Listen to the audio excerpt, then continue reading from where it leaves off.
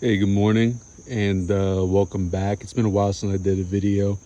I wanted to show off a few plants, including Camophora and Bursera, which I've been neglecting a little bit. And I wanted to talk a little bit about dormancy too.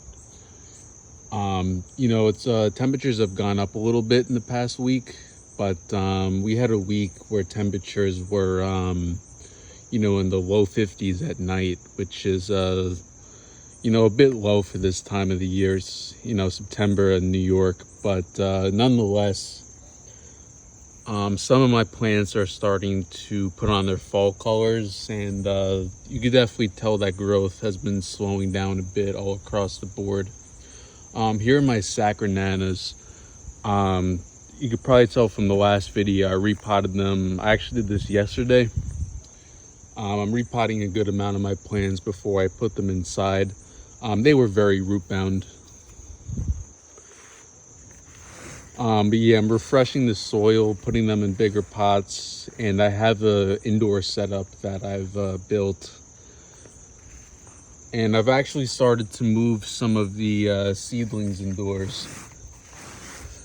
Now, these kind of temperatures, in the 50s, which for you Celsius folks, what is 50? Maybe anywhere between 8 and 14 Celsius, something like that. That's not a bad temperature for these guys. They prefer much higher temperatures, but it's not going to hurt them.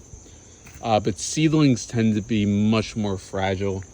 And, if you have night temperatures going down into the low 50s and you combine that with a lot of rain and poor draining soil, you might have problems, especially if it is a seedling. But anyways, these are the two saccharinanas, and you can see this one is doing some complete prostrate growth. I was trying to stand it up initially, but I decided I'm just gonna let it do its thing. He wants to grow sideways, so he's gonna grow sideways. And this one is just a hell of a specimen. Look at that. I actually have a little baobab seedling here too. My first seedling of like 50 seeds that actually sprouted and lived this long. So I've got high hopes for this baobab. And I do want to put the focus on some of the plants that I've been neglecting a bit. Namely Camophora and Bursera. But you can take a quick look over here. And I guess I'll mention the Samhyansis. I also repotted. I didn't do a standard bare root repot like the other two, but yeah, he's not in too much shock, and the saccharinanas are not in as much shock as I had thought. Here's my sacra. Yeah, I wasn't going to talk about this, but I guess this is a good example. Yeah, he's starting to shed some of these leaves down here. You can see these were all leaves, but those temperatures in the low 50s really got to him. The Neglecta was starting to go dormant too, but I repotted this one as well. And this is bare. This is completely leafless due to the repot. He shed all his leaves. But you'll also notice a lot of these plants, they put on like a purple color when the temperatures start to drop, and I have a couple examples over here that I'll show in a bit. But anyways, here's a Camophora wig tea. I haven't talked about Camophora myrrh trees in a while. As you could tell, I repotted this one as well a while ago, actually. Much bigger pot. I'm trying to let this grow into a really big specimen sized tree. I've got a little argan seedling down there. If you've seen this channel, you know I also really love to grow argan trees besides Bursera or Burseraceae. And I actually might show off a couple other trees that I have too that are not in the Burseraceae family. But here's Camophora cua. Might be Camophora incisa. I'm not really sure. I'm not an expert at at classifying plants. But yeah, he's done really great. He's flush with new growth, and he's not really losing much leaves. My Commiphora africana is definitely losing some leaves, and it's kind of crazy. Over the course of a week, you know, he's yellowing like crazy. Leaves are dropping, and it usually starts at the lower parts of the branch. You can see how much this grew this year. It was about this tall. Both these branches are completely new, and I might have to stake him up because look, he's just hunched over like that. Like, just due to the sheer weight of these two branches. And I might actually give this a repot too. Commiphora africana has some crazy root systems, and he's probably taken up this entire pot so far. Yeah, besides that, here's a Commiphora berry from India. This one's a rooted cutting. He didn't grow too much this season, but he's looking pretty nice. Commiphora humberti. You could actually see a little bit of leaf discoloration too. He needs a repot because this is a big tree in a very small pot.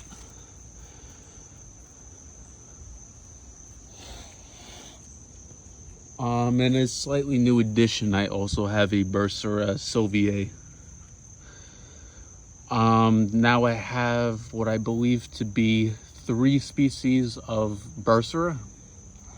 I have Bursera phageroides. I have, actually no, I have 4. I have Bursera phageroides, Burseraceae, Bursera laxiflora, and Microphylla. And as you could see,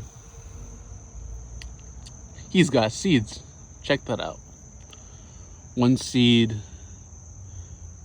2 seeds, 3 seeds. Let me see if I could find any more.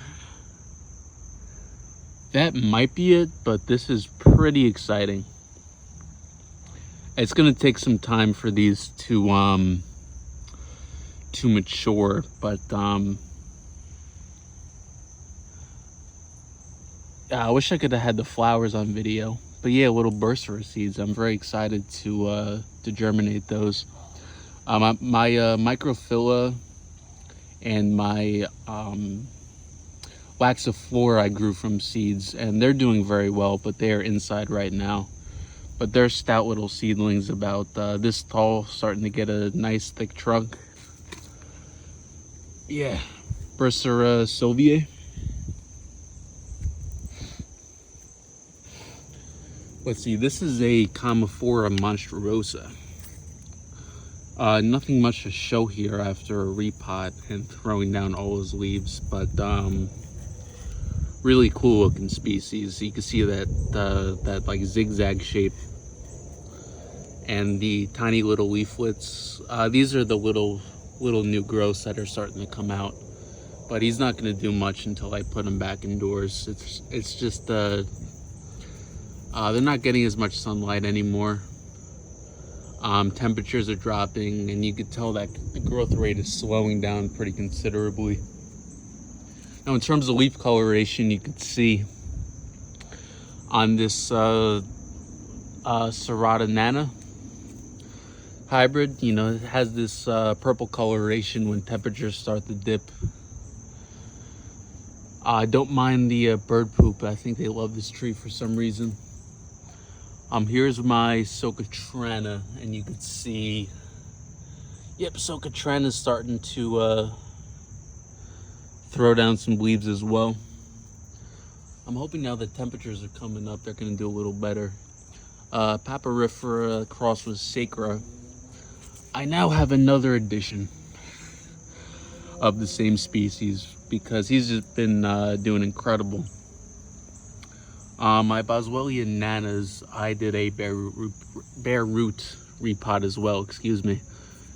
So I can't tell if this leaf turning is just transplant shock or the temperatures are probably a mixture of both.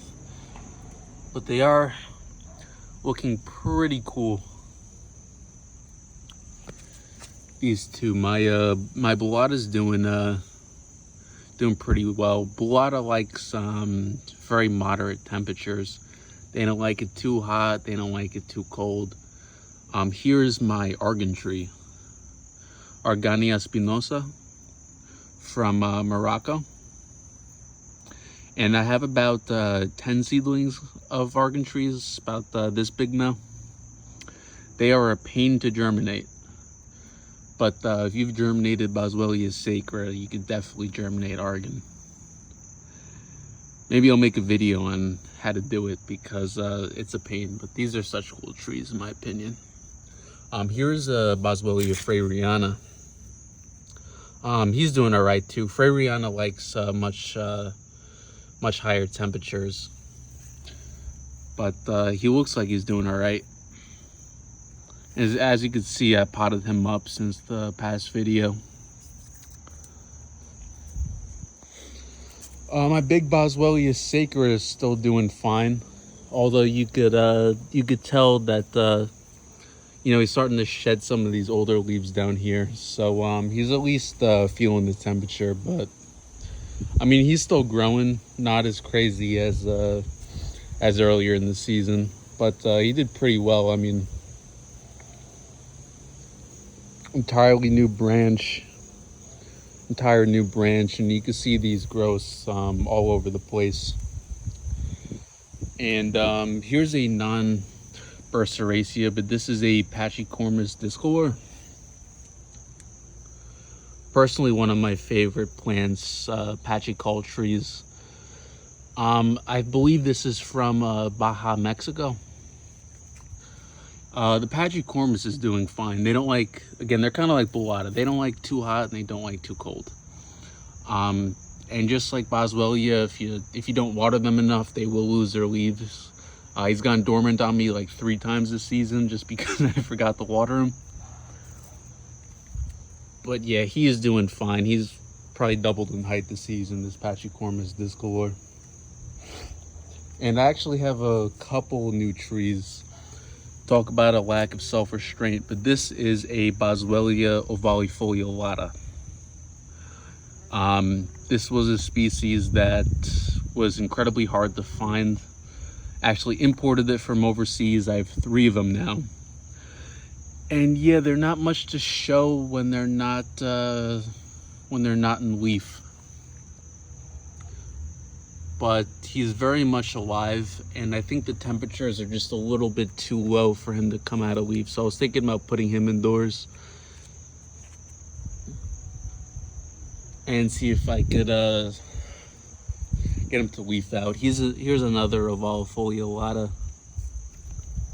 And you can see these are pretty big trees. Ovalifoliolatas from India, just like Serrata. And here's the third one over here. And again, just like Serrata, this is another Serrata right here, and this is another Serrata as well. Just like the Serratas, they are humid subtropical, and they like a lot of root run, a lot of root space, and they like more organic matter. I would lean more towards like 50% organic matter, and they will do much better in the ground as opposed to a pot. But I do know that some of us do not have that option. Here's another Sacranana. He's doing fine. He doesn't look like he's been affected by the weather whatsoever. He's putting on some of that purpling. And back here, you can see my not older, but I've owned them longer Serratas, that they're still chugging along. Serratas can take really low temperatures from my experience before they start going dormant. Here's a second elongata, and here's my Popoviana crossed with Nana, and he's starting to side branch like crazy.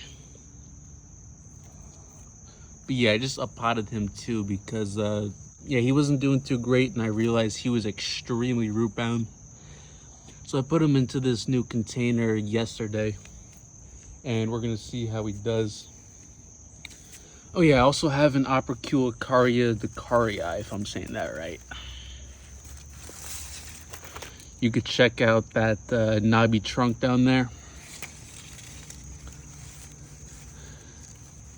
Yeah, this Pachycaul is a pretty cool one, and yeah, he's definitely showing the stress on his leaves, all purpling, but he's done really well this year. I'm debating if I should repot or not. Here's another Camophora Kua or Incisa. The trunk probably tripled in size this season. He was a little twig when I planted him, and now he's looking like a proper plant with this peeling bark. But yeah, it was really like a tiny little twig, and I'm kind of surprised at how much it grew. I mean, check that out. Talk about funky looking plants. And I've got a couple others over here, excuse me. These are Camellia africanas, also called the sausage tree. These are mastic trees, mastica, from Chios, Greece. And these are used for the production of mastic gum. If you're Mediterranean, you've probably heard of it, and you probably have it in some of your recipes. But yeah, mastica from Chios, Greece. I believe that's the only region where they actually get them to grow and, you know, produce mastic gum. Also have this Camophora Myrrh over here. He's looking pretty cool. In regards to dormancy, however, just realized that I failed to talk about that. There are some pros and cons. So talk about some pros of letting your plants go into dormancy. I mean, if you have them in the ground, you don't really have a choice. If you have them in a pot and you can move them into a greenhouse or inside under LEDs, then you certainly do. If your plant is of flowering age, like this big Boswellia sacra that Burseraceae showed you, these Boswellia ovalifolio, excuse me. If the plants are of flowering age, letting them go completely dormant, stay dormant for a little bit, and then bring them back, that is going to greatly increase the chance that your plant is going to flower in the upcoming season. And all in all, it's healthy for the tree to go dormant. Here's the thing, if I have a big tree like this, or, you know, something like this, I want to let it go dormant for at least a little bit. You know, it's natural for these plants to go dormant. But if I have a little seedling, like, let's say this Boswellia freyriana, I'm not going to let him go dormant because I want him to spend the winter indoors, gaining size, putting on mass, growing the root system. And, you know, next season I'll have a much bigger and stronger plant. You know, they're really delicate as seedlings, and you really want to let them put on size as fast as possible and become a lot more hardy. So, you know, a little guy like this, I'm probably not going to let him go dormant. This little sacra, probably not going to let him go dormant. Bullata, probably not.